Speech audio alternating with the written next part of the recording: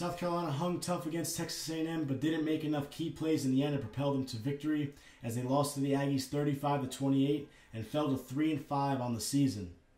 Now, the first thing that stood out to me was the energy and enthusiasm that the Gamecocks played with, and that comes directly from interim head coach Sean Elliott, whose fiery intensity and passion really does instill confidence and motivates the players to go out and play their best all throughout the game.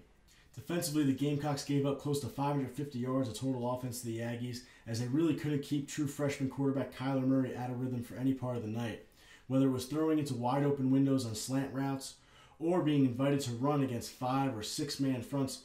Murray seemingly did whatever he chose to do against the Gamecocks on Saturday.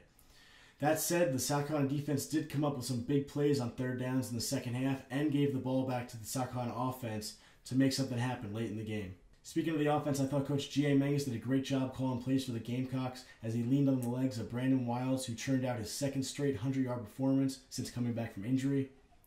He also did a great job at turning Perry Orth into a dual threat, which really caught the Aggie defense off guard as they weren't prepared to stop Orth's legs.